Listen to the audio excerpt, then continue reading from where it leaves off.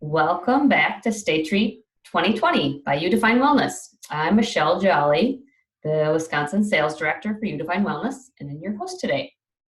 This is going to be a coaching session titled How to Handle a Detour in Life, 3 Secrets to Protect Your Mind, Body, and Spirit. We're going to be talking with our Rhonda Bolich-Lampo is going to be presenting today, and she's with the WELLthy people.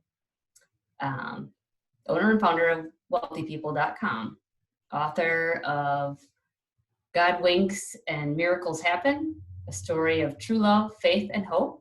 She's also the author of the ebook, How to Save Thousands and Protect Yourself from Costly Medical and Legal Nightmares. The 3 most important things you must do. Rhonda is a speaker, health and life coach, and author. When Rhonda's husband, Steve, was diagnosed with an osteoneuroma, a life-threatening brain tumor, their lives turned upside down. Suddenly facing brain surgery, they had to reevaluate every aspect of their lives and reestablish priorities. Who would have guessed that things would go seriously wrong and Steve would end up in a coma with only a 2% chance of survival? Rhonda shares her story of caring and advocating for her husband while doing battle with the healthcare system. Using this experience, Rhonda offers insights into how to be ready and when life throws you lemons. Rhonda empowers you in life and in business to be proactive and how to protect your hard work. What separates Rhonda and her services from others is the unmatched background of health and lifestyle coaching. And because of this, her clients receive personalized attention and guaranteed results. In 2004, Rhonda became a certified nutritional advisor. In 2013, Rhonda appeared on Channel 9 News and CBS 4 News Denver. Her mantra is, if you don't take care of your body, where are you going to live? Let's welcome Rhonda. Thanks, Michelle. I appreciate being here today, and I want to welcome everybody else who's watching or listening in. So today I want to talk about basically getting your house in order, and that involves a lot of different things that I learned on the fly. I tend to be what you would call a truth teller type of speaker. I'm not necessarily a comedian or an entertainer, but I disrupt people's thoughts. So if you feel as you're listening to this that you're getting your thoughts disrupted, or I'm causing you to write down a to-do list, that is common because I teach and educate people basically from the experiences that I went through, and I share them so that you can do a better job than what I did. So I want to go ahead and get started. I want to make sure you all understand that you're going to learn a lot. I'm going to throw a lot of information at you, but at the end, I'm going to give you a resource that you can access that will help you not only today, but down the road and on an annual basis. So you are in the right place if you've ever experienced what I call the 3 Ds. One is a serious diagnosis. The other one is a natural disaster. And the third one would be what I call a personal disaster. For some people, that's a divorce, or for others, that's a death in the family. And so if you haven't already experienced one of these, and I think a lot of us are going through one of those right now, serious diagnosis or what you might call a natural disaster. If you haven't already experienced one, you will. And the old adage, it's not a matter of if, but when, is true today and tomorrow. So this is really designed to help you be prepared. And I'm here to tell you that I know what it feels like when a serious diagnosis comes your way. Not one of my own, but of my husband's. He was diagnosed with a brain tumor known as an acoustic neuroma. And it was a time back in 2015, late 2015, when we were both really smacked right in the face with reality. And that's happening today and causing detours in people's lives. So I'm excited to give you a little bit of a framework about how you can protect yourselves, what you can take care of now, and what you need to be thinking about for the future so that you can bounce back even better than we did. So I learned from our mistakes, so hopefully, cross my fingers, you don't have to. And it's really about going from the anxiety that is external to us now, the kind of out of control feeling that we might have with what's going on in society today, taking that anxiety around all of that and these particular life types of life events and turning it into action, because action really gives us the control back. So I want to set the story up a little bit for you. My husband and I are a smart and intelligent couple, like everybody else is. And when my husband was diagnosed, we had 4 months to prepare for his first surgery, and the brain surgery. And to put it bluntly, we messed up. We didn't have all of our T's crossed nor all of our I's dotted as we should have with 4 months of preparation, right? You would think you'd have all your ducks in a row, and we didn't. So we had months to prepare. And I know that there are people out there now that have an emergency or are in an accident, and it requires immediate attention. And so our story starts with my husband being a retired Air Force, was diagnosed on Veterans Day in 2015 with the acoustic neuroma. So it's a brain tumor that was laying on his hearing nerve, his hearing canal. And the MRI showed that it wasn't only there, but it was already pressing up against his brain stem. And because anything that causes any disruption on the brain stem, then it becomes life-threatening. Now, you might be asking, why was it 4 months between the day he was diagnosed to the day of his first surgery? Well, that was because his surgeons happened to be in a teaching hospital, and they were traveling all over the world and teaching their methods and their practices. And so it was going to take several months before they were back in town together, because they do team surgeries, because they do what's called base of the skull surgery. So we went in like any normal people do, very positive attitude, an approach to it. My husband was due for a 6-hour surgery.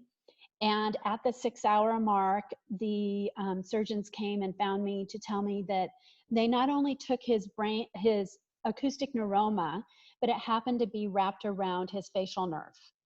And it had calcified around his facial nerve. And so they had to take his facial nerve as well. And so anybody that's familiar with what your facial nerve does or what it does for you, it helps you blink. It helps you swallow. It helps you smile and, be able to move your eyebrows, all those kinds of things. So he lost complete functionality on the left side of his face because that nerve was taken. But the miraculous thing that happened is they took a nerve that was about 1 inch long out of his foot and superglued it to his brainstem. And they superglued it, and that's no joke, they superglued it, because there wasn't enough on the nerve and on the brainstem in order for them to stitch it to. So they literally superglued it and then closed him up, crossed their fingers, and said it's going to take about a year before we know how well that nerve regenerates. So we knew at that time, so there were complications. That was an additional 6 hours to his surgery. So that was a 12-hour surgery that first day. So after the learning about those complications, we're like, okay, we can handle this. We were planning on a 3 to 6 week recovery. He was going to have surgery to insert a gold plate, gold in his eyelid to retrain his eyelid how to blink with the use of gravity. And So 4 days later, he came home. That's what we were dealing with. And we went about our lives. 10 days later, it was a typical Sunday evening, as most people have. And we were joking around, and he was doing fine. He was doing great. I had taken a picture and posted it on Facebook to show how well his progress was. Little did I know that 3 hours later, we were going to be back at an emergency room. He started complaining immediately after that picture that he had a headache that wouldn't go away. And it was super intense.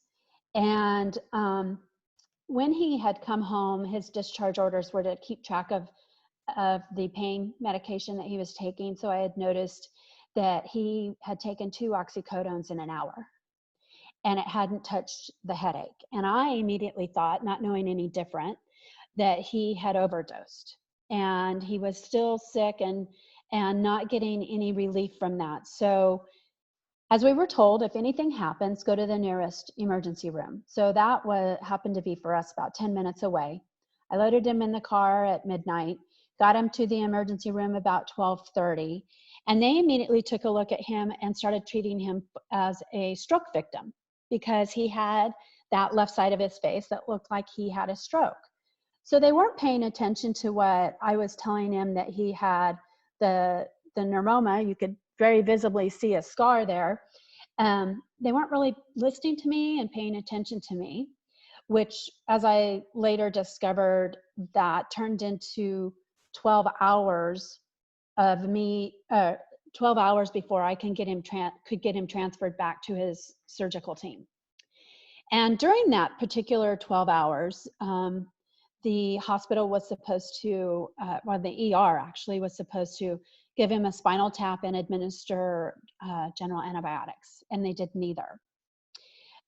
And in 12 hours, when you're dealing with a situation like we were dealing with, it was, again, another life-threatening situation.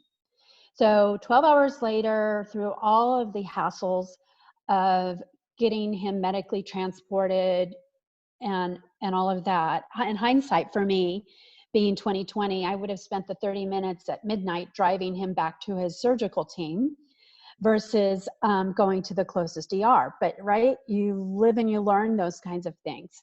And the joke in my family now is if anything happens, where are you going? And it's like, you go, it's a kind of a monopoly paraphrase. You do not stop here, you go straight back to your surgical team. So we got him back to the surgical team, and within an hour, he was spinal tapped and had general antibiotics. And this proved to be key. He ended up being in a coma and was in neuro ICU for a couple of days. And then I was sitting there here in Colorado. It was one of those typical spring snows where it's blizzard, you couldn't see the building next door, and we were sitting there, and I remember very distinctly thinking to myself, I'm glad I'm here and not home and not trying to drive between the hospital and the home. And I was sitting there with a couple of other lady friends at the time who also had family members in the neuro ICU, and my phone rang. And it was one of the neuro docs requesting my approval for a second emergency brain surgery. And I literally said, I'm right here, I'll be there in seconds. And I ran to his room. They were outside intercepting me. They didn't want me in his room because Steve had 7 medical professionals in his room. Looking back on it, he was being prepped for surgery. And so I was basically asking, what's going on? And so what I learned is that you and I have what's called intracranial pressure, or ICP, and you and I have 4, 5, 6 ICP levels. They wanted Steve below 20, and he was off the charts at 55. And so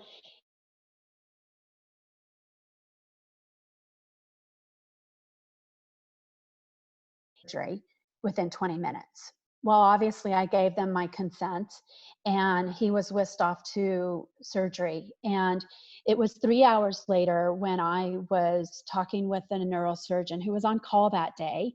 And this is one of those things that kind of pops up in my book, where I talk about certain angels that kind of dropped into our lives during this time. And she definitely was one of them. She performed the surgery. She did not go back through his previous incision. She instead made a 7-inch incision up his neck and up the backside of his skull to access his brain that way.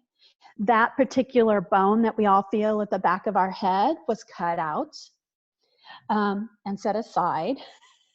And she accessed his brain from the back. And when she got in there, she discovered he had bacterial meningitis laying on his brain like an orange rind. And she said, I could see it, very definitely see it, because it was so visual. And she goes, I got it all. And I can guarantee you I got it all because there was nothing left. They washed his brain 3 times with antibiotics.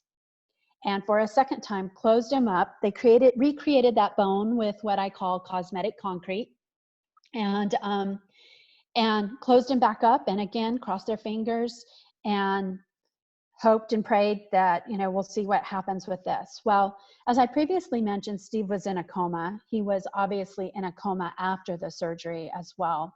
And he was in a coma for 32 days.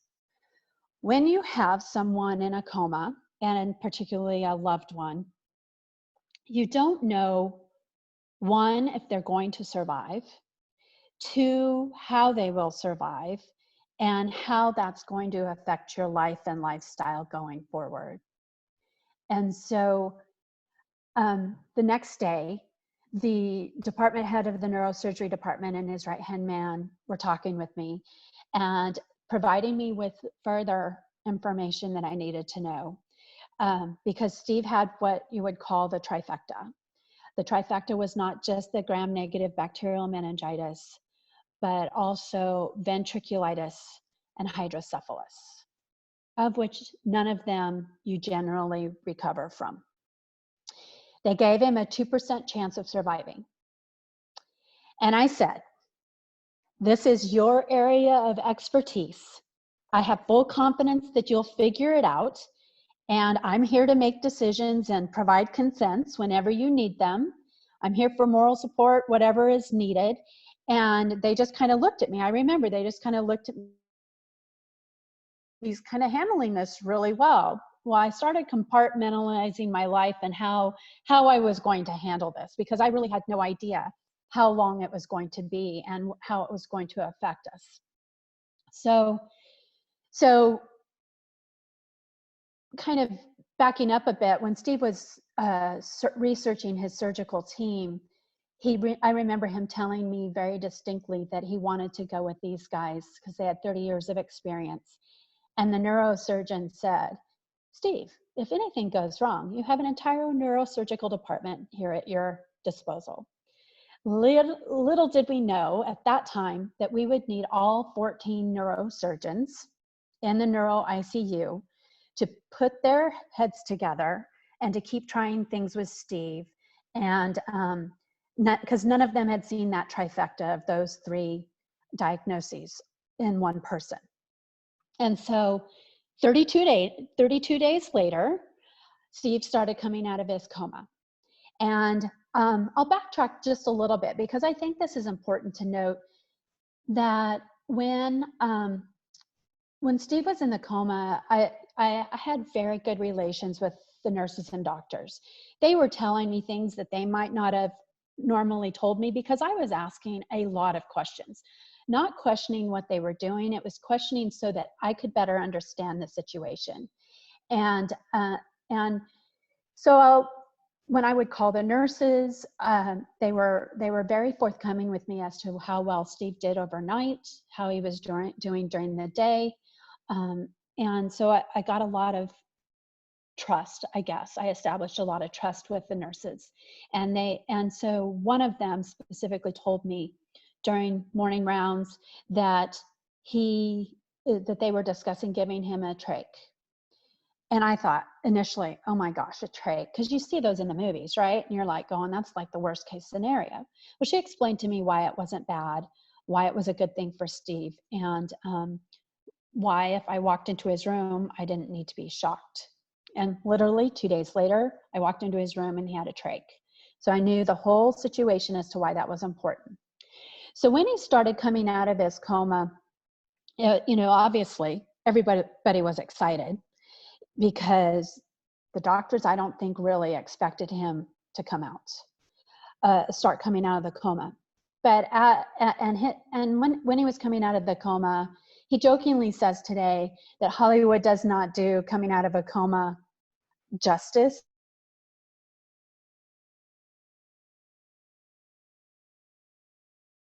And he had no idea where he was, what had happened, how long he was there. And it took him, I would say, the equivalent of 6 weeks to come out of a coma. He had hallucinations, he had ICU psychosis, which is hallucinations and all other kinds of things that happen. So he went through 2 weeks on the neuro floor. Then he was transferred to a subacute rehab in order to relearn how to walk, because in 32 days his muscles had atrophied and he was already having issues. I mean, he couldn't walk, he had no strength. And relearn how to start eating and swallowing correctly. And then, so there were 2 weeks there, and then 2 weeks at an acute rehab, and then he came home. And so obviously he survived. And so during this whole ordeal, I was really having to figure out basically 3 things. What was his health going to be like? What was our lifestyle, our finances going to look like? And I had learned during this time about legal rights within the healthcare system. And so I'll go through those 3 areas a little bit more in detail. But as you can imagine, I ended up being the primary care provider, the loved one, and the health advocate for my husband for the better part of a year. And he's still in recovery. That 3 to 6 weeks turned into 3 to 5 years. And actually his surgical team, because they are a teaching hospital, they will follow him for 10 years. And they use his particular case. He is what you call a poster patient, not a poster child, but a poster patient. And they literally use his case study to teach, because he is the first successful patient that they had where they had super glued a nerve to the brainstem, and he recovered about 90% of his facial nerve, which they were super excited about. If you met him on the street today, you wouldn't even know that he had an issue. So here's what I learned. Basically, that you want to be proactive with your body and in your life, and you want to listen closely to your intuition, because that tells you a lot as to what's going on. You want to prevent costly mistakes as much as possible. As you can imagine, our bills were astronomical, and that's a whole nother story, but we were very blessed in that we did not have more than $256 out of pocket. And you want to protect your assets so that you can bounce back. And then my brother was an Eagle Scout, and the motto is always be prepared, right? So it's always about being prepared. It's about making sure that your house is in order now, so that you can take care and do whatever actions now, so that when something comes down the road or around the corner at you, it's really, you're prepared for it. And so sometimes people ask me, how does this have anything to do with your health? And I say it has everything to do with your health, because these types of situations, it really rocks you to the core. And even so much as that, I would say that I'm still recovering, and it's 4 years later for myself. So I went through and still have issues of PTSD on occasion, because major stress and overwhelm like that, from a a diagnosis or a disaster of some sort really comes into play with your health, right? And how you approach that physically, how you approach that mentally, and how you approach that spiritually is very key. And so before I jump into those, I just want to give you some statistics about stress. Most people don't realize that 80% of doctors' visits today are related to stress and overwhelm. And I would even venture to say those statistics are higher now. That percentage is higher now. All of our major diseases and major healthcare issues in our healthcare system today can also be related back to stress. And so these are the big ones. You're talking heart disease, cancer, even diabetes, dementia and Alzheimer's.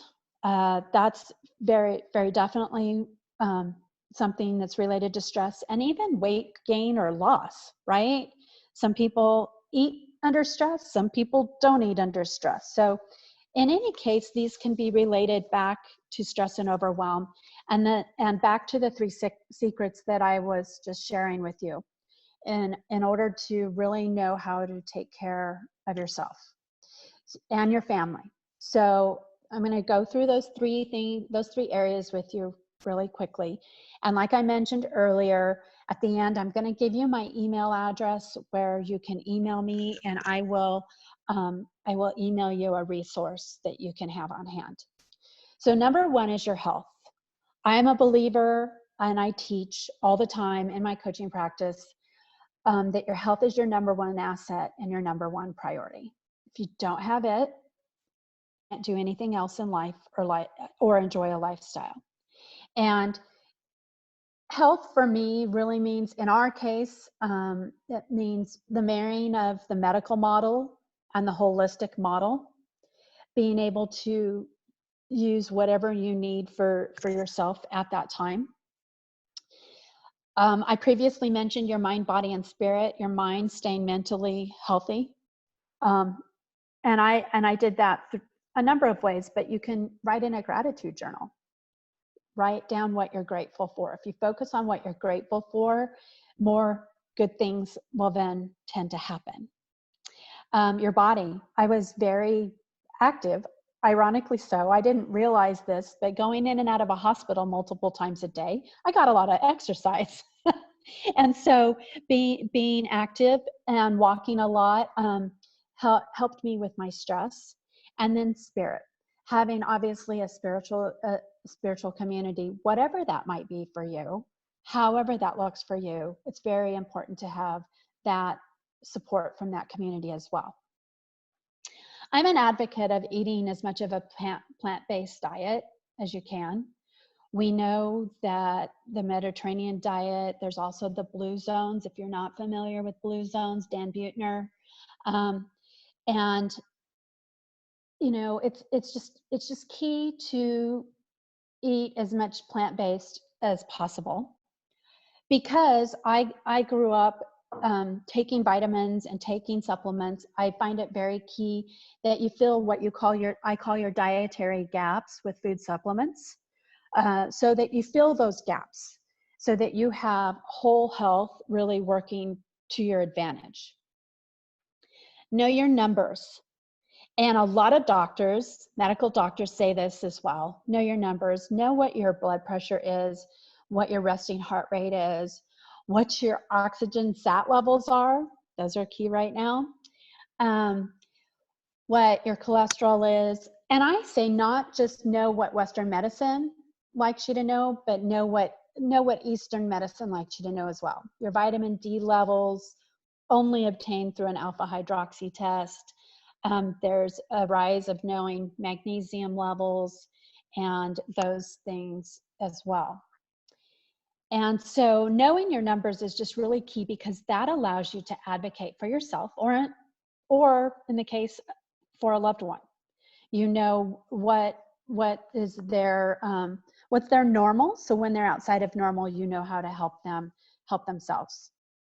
So even though I work as a health and lifestyle coach, you can obviously tell I help people with stress management and with energy and recovering from a serious diagnosis. And I think with coronavirus and other detours that are going to be thrown our way, it's going to be key that our cellular health is of the highest level so that we have a better chance of surviving and recovering. So the second area is your finances. And I'm not a financial advisor, but I do know this. You want to make sure that you have your finances in order because, and I don't want to say in order, I just want to say that you know your finances because sometimes we give that role and responsibility to someone else in the household or someone else in the family. And it can really make or break how well you recover physically, financially, and even emotionally. So years ago, we were told by a banker to create a financial team around yourselves and to have somebody that you can pick up the phone and call if you needed to. And so having that team was key because when my husband was in a coma and I needed to know certain things about our finances, he was handling his, I was handling mine. We had household finances. But I didn't know a couple of things about his. I was able to pick up the phone and call the banker and find out exactly what was going on. And that was a sigh of relief for me because they knew us and we knew them. And I had no problem getting that information over the phone. That team not only includes your bankers, but maybe your CPA, your accountants, your insurance brokers, home and auto, life insurance, even health insurance. Having good relationships with those people that you had, you have a team around you, and know where your investments are as well, right? You just need to know. Not that you need to do anything with them, but in case you need to do something with them, know where they are. And create what I call financial independence for yourself. Create a backup plan, have a plan B, have your own sense of income, money from your business, your career, whatever that may be. So that's the second area is finances. And the third area, which I deem super key is your legal rights. Because when you're in the healthcare system, there's what's known as HIPAA. Some people have heard of it, or you've heard it in passing, maybe on the news, who knows what. But HIPAA is what restricts you from being able to make decisions for your loved one. For anybody who's over the age of 18 or over. So whether that's a child living with you in your home, going to college out of state, for me, a loved one in a coma, a spouse, just because you're a spouse, a lot of people assume that you're able to make those decisions and you're not. I happen to be lucky in the fact that Steve had given me permission to make those decisions. So here's one of the things that I learned and that I teach is that you not only need to know where your legal documents, that you have your legal documents, but you need to know where they are and you need to have access to them 24/7, 365. Because here's the case. Let's say you have a will, and let's say you have powers of attorney, which are key things that I'm mentioning here. You want to make sure you have a will. A will is only kicks in upon death. And I pause on purpose because some people think that helps you with your estate. It does and it doesn't. You want to have a power of attorney and a medical power of attorney. Power of attorney is so that you can take care of your personal business. Medical power of attorney is so that you can take care of your medical decisions. So if those are not in place, in our case, I did not know where they were. And so I ended up going in front of a judge and I got guardianship and conservatorship of my husband. And that document trumps, in case you need to know, any other documents, any other powers of attorney, advance directives, you name it. So that document allowed me to make any and all decisions. And so under the legal rights, you want to have the will, you want to have the power of attorney, the medical power of attorney. You want to have advance directives. You want to have that discussion with your spouse, with your loved one, significant other. What happens in case of death? How do they, what do you want to do? Do you want to be cremated or buried? And those kinds of things. Because this is why these documents are important, because they protect your personal and professional work. And what I mean by personal work is your family and your hearts and desires are your professional work. Your personal work. Your professional work is your career, your business. Do you have a succession plan with your business? Who takes care of your business in the event that you're not able to? And so having those documents in place are just key. So I've talked about, your health being your number one priority, making sure you have a financial team around you, and then making sure you have legal documents in place. Oh, and I will share with you that we had all those documents in place. And this is why I say you want access 24/7, 365, and you want to know where they are, is because we had them. I didn't know where they were, and they were simply in our safety deposit box at the bank. Now, I would not recommend that you put them in your safety deposit box at the bank, because that's not 24/7, 365 access. You actually need to have them, and somebody else have a copy of them, have them stored so that you can have access to them. So here's a resource I'm going to give you so you can write it down. I will also share it in the chat here, is that it's called freewill.com. And you can go there and get legal documents to take care of all of the legal right issues. So there it is. It's freewill.com. Because people ask me all the time, how much does it cost? And I say it costs anywhere from $500 to about $3,000 to get the documents done. And most people absolutely freeze and say, I don't have money like that lying around. But you need to be thinking about what your next step would be.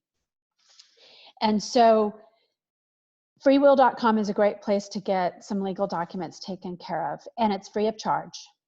So I just want to wrap up really quickly in that now that I've kind of shared with you my bits of knowledge and my true life experience, is that I want you to make sure you have a way to take action for yourself and for your home case scenario and situation, and to kind of continue on the path of taking action.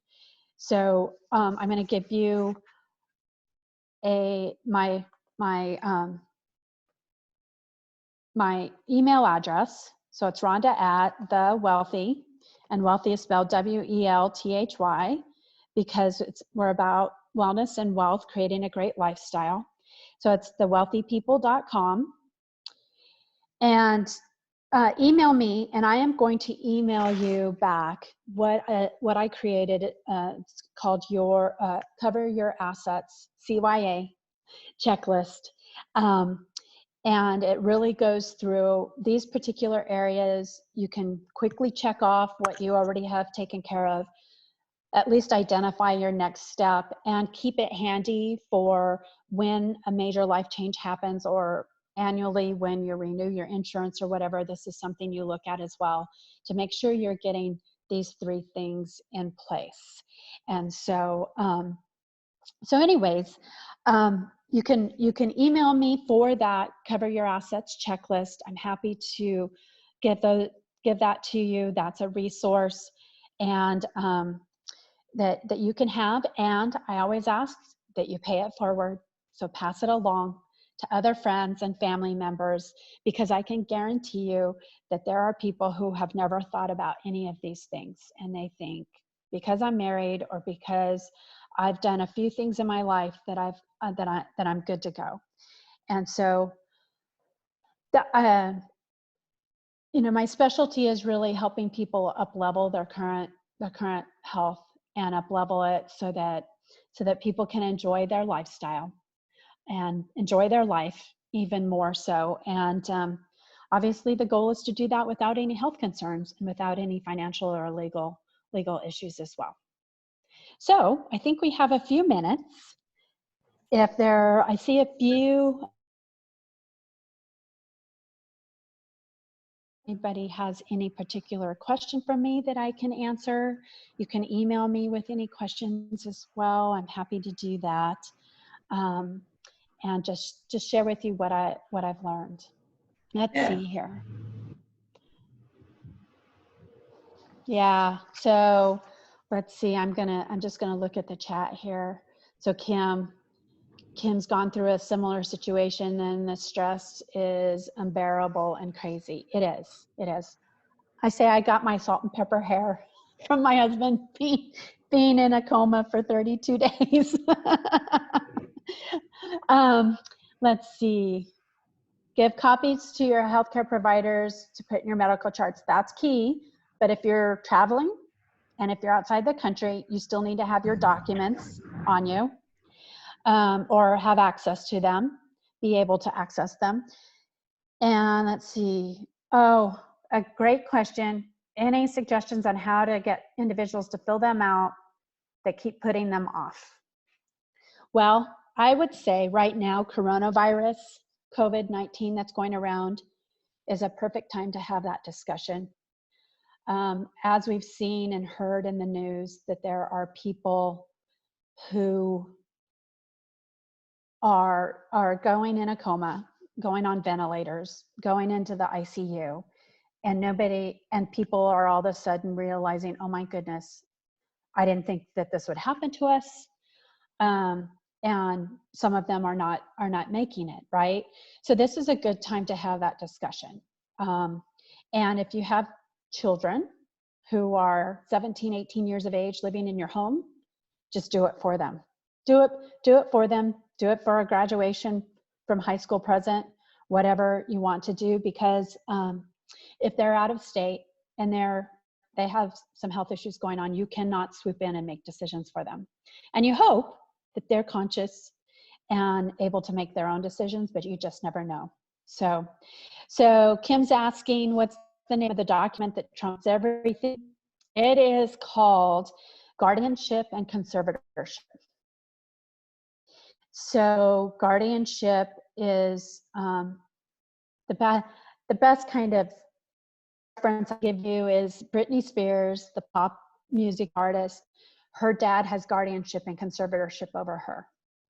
And you do have to go in front of a judge. I spent 4 hours with an attorney on the phone, filling out all the right documents, filing them with the courts, and I had to go in front of a judge to get guardianship and conservatorship. And I remember the judge saying, you realize that this gives you responsibility for everything.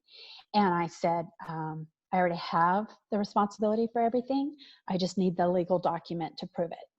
So that's what that is. And then once my husband and I were having the discussion, because when you have a guardianship and conservatorship, you have to file financial documents every year. So we had to do that about 60 days after my husband had come home from rehab. And he's like, okay, we need to make sure we have all of our powers of attorney and everything where we know they are. And then we did that first. And then I rescinded the guardianship and conservatorship. So I don't have those to this day because the other documents take their place. So any other questions? This is Donna. I just wanted to make a comment about power of attorney. I went through some of this stuff literally within the last half a year because of my stepfather. You will want to get a durable power of attorney for medical and financial property, because a regular power of attorney stops when the person loses either conscious ability to make their own choices. The durable one continues on, and that was huge for me when I was his power of attorney, because my stepdad kind of went wacko and could not make his own decisions. So if it would have just been a regular power of attorney, I would not have been able, I would have been in some challenges. So there is a big difference, and not a lot of people know that. So I just wanted That's to right. There are big differences. And so if you're meeting with an attorney, they will go through that with you. If you're doing the paperwork on your own, know the difference. The other thing that the doctors and the hospital staff told me is make sure that they're updated every 5 years or so, 5 to 7 years, because if they're 10 years old, sometimes healthcare systems, hospitals don't accept them. And it's key that you also get them in place again before any dementia starts happening, and that they're of sound mind, you're of sound mind to get it taken care of. But yes, absolutely, Donna. Thank you for suggesting that as well. Yeah, depending on your relationship, yes, gets very complicated, can get very complicated. So my best recommendation is talk to an attorney. Generally, your first consultation with an attorney is free, and then you find out what you need and how much it might cost you. And there are payment plans. Attorneys have payment plans. They're more than happy to help you. They know how important it is. Anyone else? Well, thank you. I appreciate your time and attention. And if I can help you with anything health and lifestyle related, let me know. I'm more than happy to reach out and talk to you and just go from there. Yeah, thanks a lot, Rhonda. That was great information and a lot of stuff that we don't think about until it's too late, and then we have to deal with it. But yeah, so good reminders of stuff that we can work on now while we have a little extra time, or just things might happen a little quicker these days. Yes. So thanks again. Absolutely, Michelle. Yeah, a reminder that Rhonda is the owner of The WELLthy People, spelled WELLthy. Look for her on our provider directory on the website, You Define Wellness, YOU, definewellness.com. You can connect with her there, or she has the information in the chat box. If you own one of the Healthy Living Savings Card, Rhonda's discount is 15% off 3, 6, or 12-month lifestyle coaching program. So you can use that there with her. The cards, a reminder, are only $49.50. And they never expire. You can share them with family and use them as many times as you want for all the different discounts we have on the plan with many different providers. So take advantage of those.